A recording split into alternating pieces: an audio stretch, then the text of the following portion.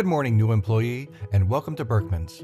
We are a mid-range department store chain with over 500 locations nationwide, selling apparel, electronics, and hardware, not to mention a grocery store section and one half of a restaurant selling the worst version of the food you have come to tolerate.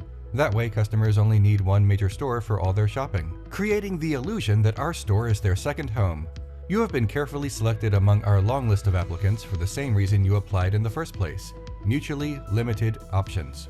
Today, you will learn all sorts of important information so that you can be a trusted employee. I've been working here for 10 years and I'm recording this on my last day with the company. First and foremost, we need to talk about shoplifting. The difference between what the store has in its physical inventory and what our records indicate the store should have in its book inventory is called shrink. Only estimates are possible, but retailers want to inflate the total cost of shrink for a number of reasons. I'll explain. Not everything lost to shrink is because of shoplifters. Products are misplaced, mislabeled, and miscounted all the time. We're only human and mistakes are made. Also, sometimes products are stolen but are stolen by the employees instead of the customers. Estimates are given: about a third from shoplifting, a third from employee theft, and a third from everything else. Commercial insurance companies are aware of this approximation. That is one of the reasons why commercial insurance generally does not protect retailers from shoplifting. Only instances of significant theft after hours. Commercial insurance companies know that if they did offer shoplifting coverage, retailers would inflate their so-called shoplifting losses by showing them the shrink ledger calculations and making a less than honest guess about how much was shoplifted and how much was entirely the fault of the retailer's own mistakes. Commercial insurance companies know how big business operates and don't allow themselves to be vulnerable to fraud any more than the retail corporation would. Because shoplifting is not covered by commercial insurance, retail corporations play the victim to the public. Here's how. The calculation is called shrink and not shoplifting, but the terms are intentionally used so interchangeably that retail corporations can mitigate negative public relations related to downsizing and layoffs. It's not our fault we're firing employees, they say. Look at these shrink calculations. In truth, the corporation was going to fire the employees anyway. They just need to pass the blame to the customers instead of themselves. Corporations already have an approximation of what they are going to lose to shoplifting every year, because the percentage does not shift dramatically. Thus, corporations are not suddenly caught off guard by shoplifting, forcing their hand to perform unexpected layoffs. If corporations are performing layoffs, the reasons are related to other factors: an unexpected dip in sales, redundancies due to mergers, things like that, but not the relatively consistent level of shoplifting from year to year. Furthermore, shoplifting constitutes an insignificant percentage of loss. More on that later. In other words, it's never shoplifting. Pretending that shoplifting is a major concern allows the corporations to further ingratiate themselves to the public, presenting the illusion that corporations are valiant heroes, giving customers great products at low prices, and that any problems with the corporation are external, not internal. This allows powerful corporations with significant influence over society a paradoxical victim status that is highly appealing to the public.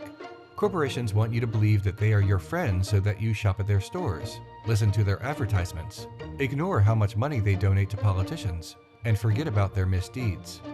Quality for you and me, it's service quality.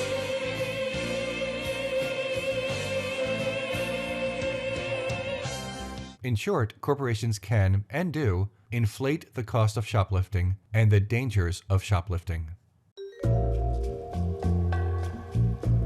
But wait, don't big corporations still lose a lot of money to shoplifting? No, not really. Corporations want you to believe that they are under assault for the aforementioned victimization label, but the truth is far more mundane. Remember that relatively consistent level of shoplifting annually? Let's get into some specifics. According to the National Retail Federation, the national average of shrink compared to percentage of sales is 1.4%. That is not very much, but it's still not even all shoplifting. Remember, approximately 1/3 of shrink is shoplifting, and 1/3 of 1.4% is 0.4666, let's just say 0.47%. So that's less than half of 1%.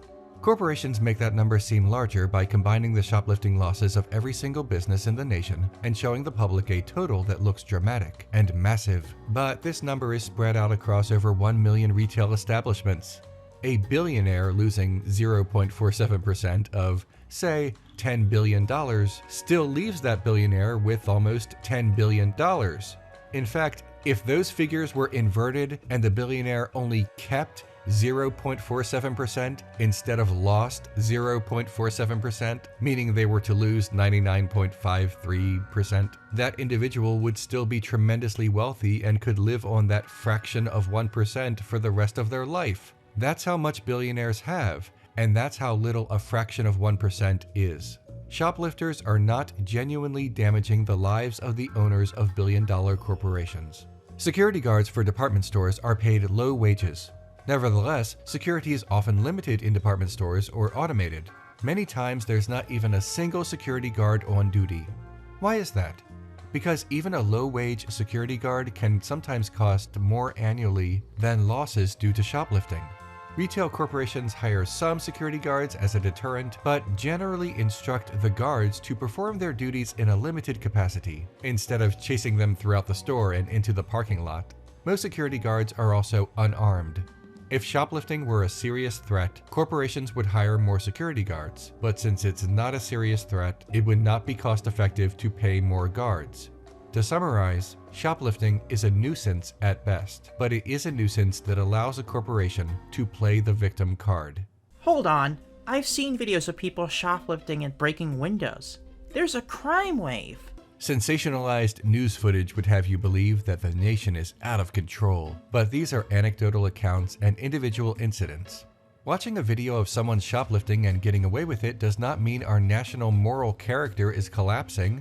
It means that the media has found a narrative that scares white suburbanites, a demographic most easily fooled into being afraid of something that does not affect them. Both local news and cable news networks know that crime is a good source of ratings. It is true that shoplifting has increased in the past 2 years, but that is not because of some newfound disrespect of our time-honored, glorious, benevolent corporations, nor is it a sign of the collapse of morality. The economic downturn due to the unexpected events of the past 2 years has led to an increase in need and a decrease in the funds to meet these needs. Furthermore, homelessness has been on the rise since about 2016 due to the stagnation of wages, the housing market, and other factors.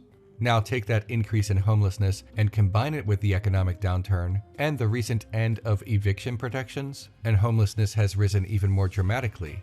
People with nothing need something. The rise in shoplifting is not some moral collapse.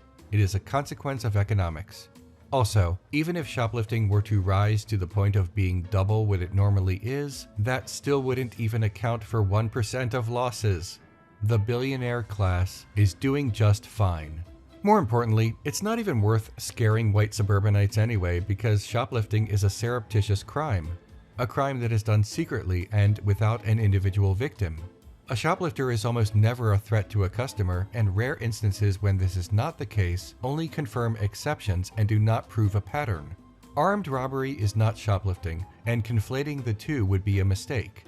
The aforementioned National Retail Federation even admits that more organized theft accounts for a staggeringly low 0.07% of total lost sales. A fraction of a percent.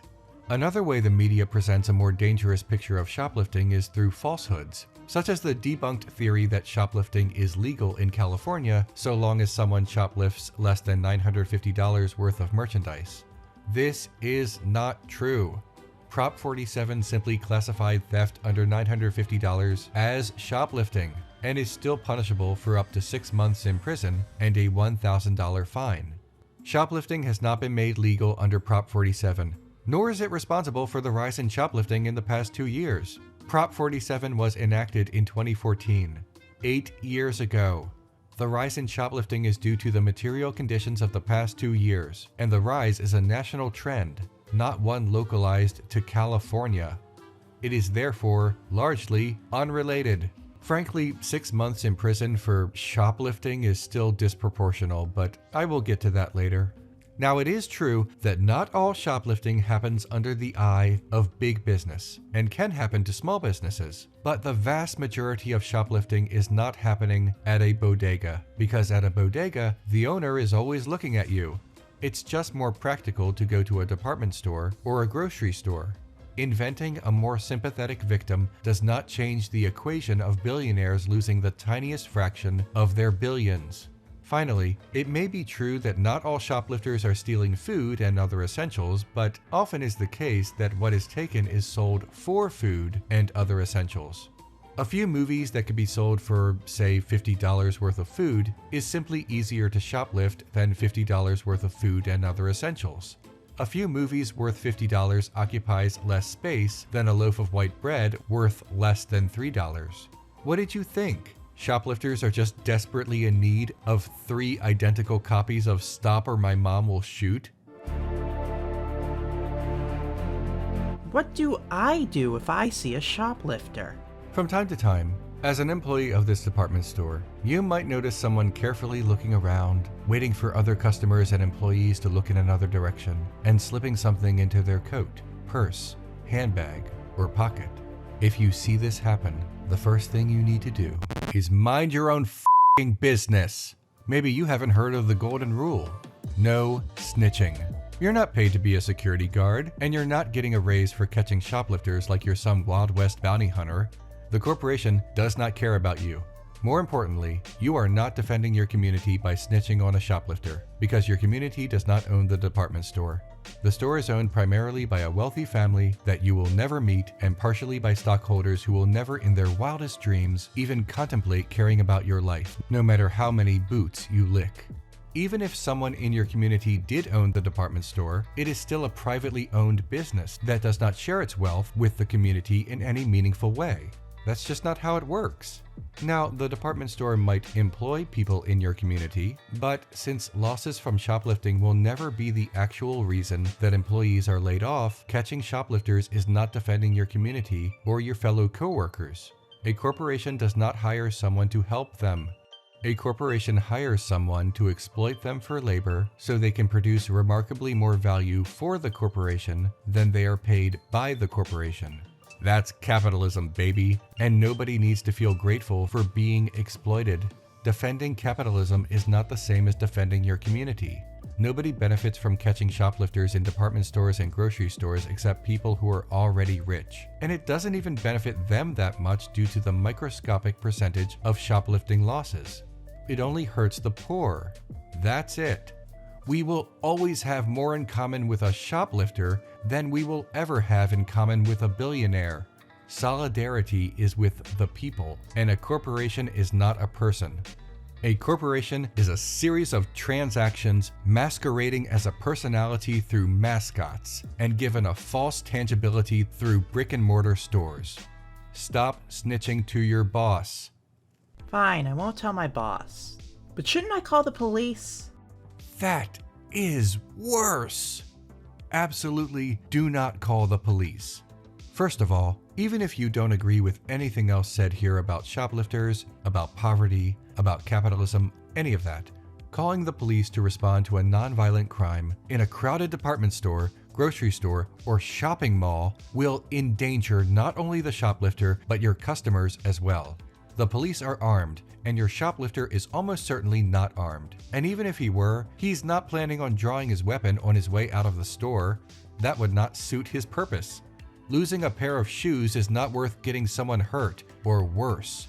Even if there is no resistance from the shoplifter, the police may still use force anyway, resulting in the deaths of innocent bystanders. Police do not de-escalate the situation.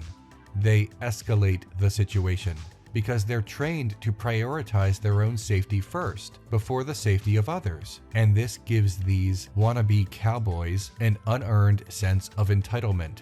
Do you want some cowboy SWAT team descending on your store to recover some lost cans of soup? No? Then do not call the police. Customers first. It's customers first. Customers first. Customers first. You're looking good in all you do, making new friends the whole day through.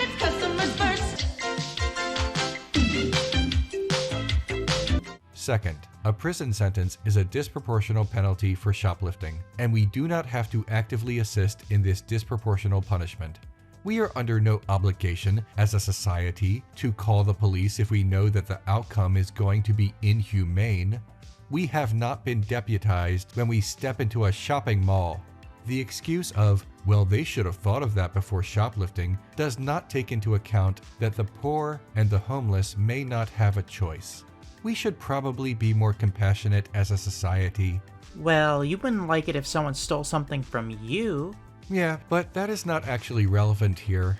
My desire to not lose a hypothetical 0.47% of my annual income does not make me sympathize with corporations, especially not enough to want armed police officers storming the department store and tackling poor people struggling to survive. We should not feel okay about people serving in the misery of a prison sentence for the crime of basically nothing. The moral haranguing about this would feel a lot more sincere if corporations were not, themselves, stealing from people. Every year, corporations steal more from their employees than we will ever steal from them. That is not a statement about the surplus value of labor either. It's just wage theft. Corporations steal approximately $60 billion a year through wage theft in the United States alone.